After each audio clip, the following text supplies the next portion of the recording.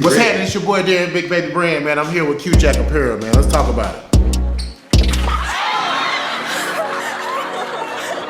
I just slid in your DMs.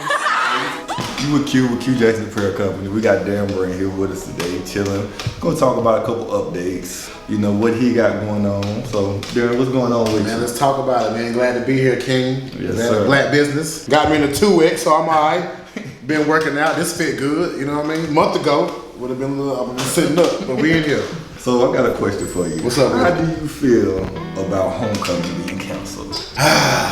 Okay, let's be honest.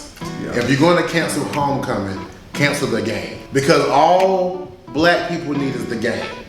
That's all we need. Now, I know homecoming is canceled on the schedule, in the books. But my Lord said where there's 2 or 3 in a gather, Right. it can go down. That's what my God said. It'll go So down. since there's still a game, Gio still lives. It's gonna go down. What is the one thing you're gonna miss about you?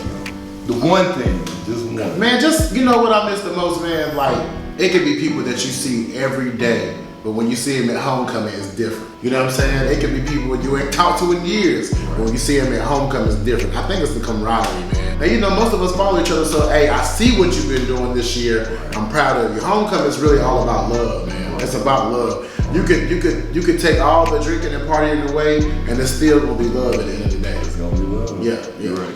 Swaggy, I'm gonna call you Nick. I don't call another man Swaggy P. Right now, we have the Q Jackson shirt, Winston-Salem tee. My whole town where I'm from, very happy about that.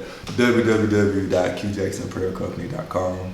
Got the Darren Brand in the gold and navy Q Jack Apparel. Aggie Make Pride. sure you go get that. Aggie Pride. Same place. So, being a black entrepreneur, entrepreneur period, city of Charlotte, you know, big time city. How have you had to adjust in the pandemic as far as what you do? Well, for me, it was extremely stressful because I was rolling. I had college shows.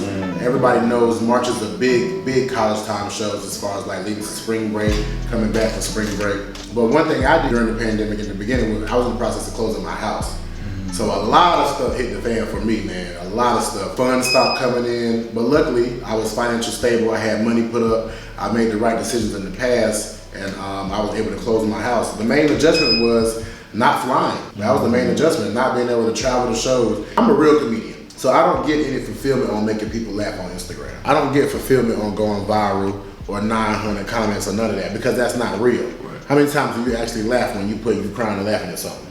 So Not I come from the real life of touching people and making them laugh for real. So that was the hardest adjustment. But I was able to get a couple of content shows, Fit Baby on MTV's Wildin' Out. I was able to get other shows with All Deaf Digital, All Deaf Cannabis. I get paid to smoke and make jokes on content on YouTube now. So that's pretty dope. And with Lord's grace, I was able to close my house. That's good. Yeah. That's good. Like you said, this is the prime time for college. Yeah, so right. I'm a college-based brand. Right. So you just have to maneuver on how you was do missing all the things. Spring Fest. Missing all the festivals. Oh, man. Because it hit right when Fan Fest Right. was supposed to hit Right. for A&T, and I had planned something big for it. So through the summer is when we get ready for the fall. Couldn't really do that, not knowing if it's gonna be football or we're gonna do homecoming. So you just have to kind of adjust to what's going on. You got to adjust to the time. Yeah. You know, as an entrepreneur, you definitely have to adjust. Yeah, that's now that you say that, I didn't even think about the spring. I was more so in the March, but I mean, spring is a big time for me. Whereas you have your spring step shows, your spring, all the spring fest period across the East Coast, Aggie Fest, Ram Fest, whatever you name, Golden Bull Fest, they all the same. All of those at that point was having a comedy show, so I do feel you on that, man. But you know, we made the right decision to keep our head in the mud, come out all right. Right, you're right. Platinum Squad, turn up! Turn up! Cause my boy Pete got that loud, and it make you fall out, boy. We back with Darren Brand, of course. Being an entrepreneur, I think that Charlotte is a great place. You know, I think North Carolina has this vibe where we're just coming up. We got the apparel, we got the comedians, we got the music. So, from what's your opinion on North Carolina right now as a business culture? Man, I think North Carolina's perfect, man. I think people need to give it a chance. There's a lot of talent that come out of North Carolina. It's a lot of athletes come out of North Carolina that people seem to forget about. You know, I think we have, the most HBCUs? Us in Alabama, I believe. We got the most. We have the most. You know, just that foundation alone, coming from an HBCU community, man, should help start up any entrepreneurship you want to do. Because one thing I know, for black people may not always support black people, but HBCUs always support HBCUs. Right. It might be some levels to that for people to understand quite what I said. Black people may not always support black people, but HBCUs always show HBCU love. You're right. Always. So is there something about that transformation to higher education? We all have different campuses, but we all have the same struggle, the same bonds, the same friendships. Right. And then, you know, the ultimate goal was graduating. Once we all accomplish that, we all naturally have a mutual respect for each other. And then in North Carolina, we have it all. We have, I would say, your plains, which is middle North Carolina, your Raleigh, Durham, Greensboro. You got your mountains, you got Appalachia, you got Charlotte right there on the edge. You got the beaches. So we have all across. I mean, if you know how to market yourself, you can eat alone in the state.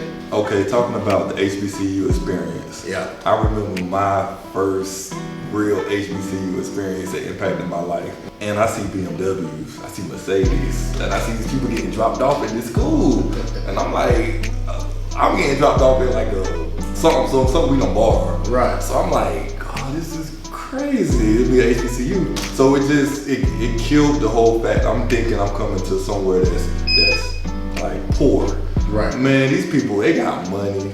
They know what they want to be and they knew what they want to do. And it was also the first time I seen young black kids wanting to be something. Like before, where we come from, everybody talk about, oh, I'm gonna be this, I'm gonna be that. Right. But they knew what they wanted. They wanted to be a doctor, and they knew what they had to do to be a doctor, and they became doctors. Right. So to me, that just changed my whole mentality. Like, okay, I got to do something. Piggybacking off of that, what was one of your HBCU experiences that stick out in your life? Man, freshman orientation. What's it called in the summer? It's called freshman orientation. Now that's when you move. It's not orientation. What's it called in the summer, bro?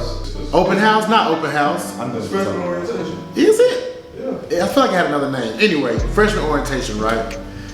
I'm 18, fresh out of high school. I'm from Southern Pines, North Carolina. For those who don't know it, small town. If you're from North Carolina, you're from a small town. You know, if you don't graduate and move on at 18, you might be trapped.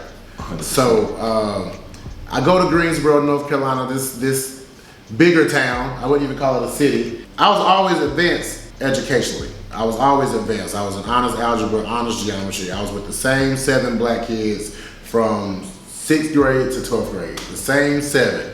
Naquan Jones, Nisi, my cousin LaShawn. Like literally, I know their names because it was us for years. I go to T for open house, freshman orientation. I pull up. Now I'm from the country. If you're from the woods, you know, my mama made me dress up. So I already started off lame. You know what I'm saying? Everybody else had on Jordan shirts. You had on the Easter suit. Low East, bro. I'm sharp. I got at this time. This when you had the crease. I had the crease in my pants. You know what I'm saying? Dress shoes. You know what I'm saying? Dress shoes. Church shoes is what we call them in the country. So I never forget. I walk up to the orientation, whatever, and there's this girl. Her name is Kim Worthy. To this day, I never forget her. She was the most finest woman in the world to me. Coming to A&T, and she just looked up. She was like, "Welcome home," and I was like, oh, "This is home." You know what I'm saying? I'm like, "This is where I need to be." And like you said, when I walked to that auditorium, keep in mind this was only one part of a session. So there's 3 sessions for some orientation, and to see that many black people, men and women, who want to further their education was the most shocking thing I've ever experienced, because where I come from, military, job, or work at a restaurant. Right. So, you know, out of my graduating high school class, I'd probably say only 25, maybe 30 of the black folks went to college, 4-year college rather. So it was a shock, man, and I felt home, I felt appreciated. I still know Kim Worthy, I'm still a friend with her to this day, and I tell her how much her initial reaction to me walking up made me feel positive and loved as a black man. You know what I'm saying? Like, for someone that fine to be looking at me at the time as the only dude dressed up, you know what I'm saying? She telling me welcome home, man, and I remember getting in the elevator. Miss A&T was in the elevator, and I was like, yo, that's Miss A&T. Remember how I used to look at people in that position? Like, that's Miss A&T. And she was like, I know you. You're going to be something. You got a lot of energy. And I was just like, Miss A&T knows me. They were superstars. Right. So going through that, man, you just realize, man, HBCUs is like, that's the one time in your life you don't have to fight for your life. Right. It's the one time you appreciate who you are, you're proud to be black, you're yelling you're black, you're unapologetic black. It's literally can save you in this whole full lifetime. Nobody looking at you like you're gonna steal. Nobody, man, nobody. Sharing everything. And that's one of my experiences, bro, because I know for a fact I would have not graduated from North Carolina A&T State University if it wasn't for my circle of friends. Because college friends don't let you fail. Right. They don't. They'll let you take a break. They'll let you take a break. They'll let you fall off for a semester. Right. But they don't let you quit, man. And I owe my total success to A&T because that really changed my mindset. I got the concept of family, real friends, going through trials and tribulation with friends, traveling. My first time on a plane was because of college. Wow. Meeting people who travel. I come from the country. We ain't got no airport in Southern Pines. Yeah. Closest airport is Fayetteville. That's not even an airport for real either. Right. So then the closest airport is Raleigh-Durham. So just learning that, man, how to buy a flight, putting money up. I went to Vegas my senior year in college. Big time. You know what I'm saying? Like, but you know, I didn't know I could ever afford to go to Vegas.